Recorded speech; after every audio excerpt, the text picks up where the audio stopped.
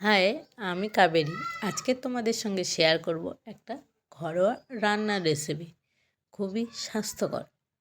কড়াই দিয়ে দিয়েছি তেল। তেল গরম হলে তেলের মধ্যে দিয়ে দেব গোটা গরম মশলা, শুকনো লঙ্কা, জিরে, সঙ্গে 2-4টে কালো জিরে দিয়ে যখন ফাটতে থাকবে তখন একটু নিজেরা সাবধানে থাকবে, কারণ গায়েও পড়তেই পারে। তারপরে তেলের মধ্যে দিয়ে দিলাম 1 চা চামচ হলুদ গুঁড়ো।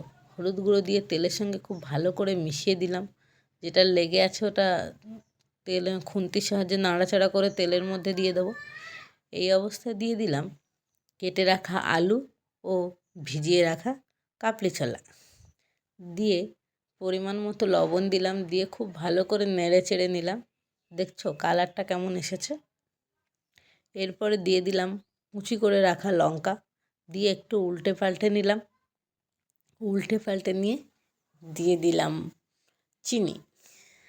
আর তোমরা কেউ যদি খুব কালারফুল তরকারি কারোর মনে হয় যে রং দরকার, তাহলে একটু গুঁড়ো লঙ্কা দিয়ে দিও। আমার দরকার নেই, যেহেতু ঘরেই রান্না হবে। প্রতিদিন গুঁড়ো লঙ্কা খাওয়াটা একদমই ঠিক না। খুব ভালো করে দেখো কতটা গরম হয়েছে, বুঝতেই পারছো। জল দিতে এত পরিমাণে বাষ্প উঠছে।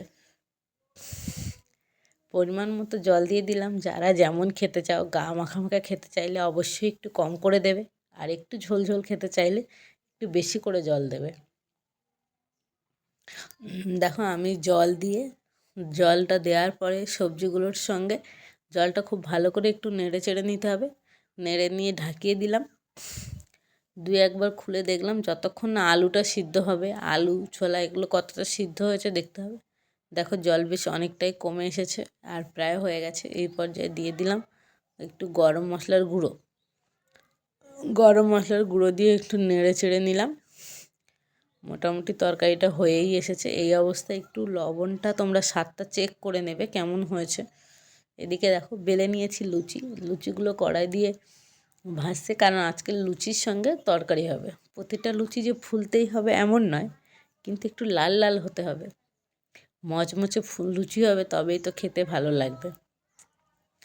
এই লুচিটা দেখো ফোলেনি, কিন্তু পরের লুচিগুলো ফুলেছে। তোমাদের সঙ্গে দেখো 2টো লুচি আমি শেয়ার করছি।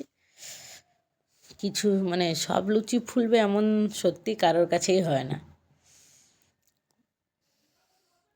তেলটা খুব ভালো করে ঝেড়ে নিয়েছি, নইলে তেলটাও বেশি লাগবে, আর ওটা তো এক্সট্রা তেলটা আমাদেরও খাওয়া হয়ে যাবে। দেখো লুচিগুলো যখন ফুলছিল না, তখন মনে হচ্ছিল যে বাবা কখন যে খাবো, মনটা ছটফট করছে। আবার একটা লুচি দিয়ে দিলাম। আমি লুচি দিচ্ছি, আর আমার ভাই লুচিগুলো ভেজে ভেজে তুলছে।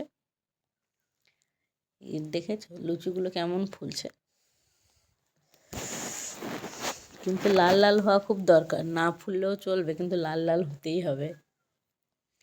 এবার আমি খেতে বসে গেলাম লুচিগুলো নিয়ে।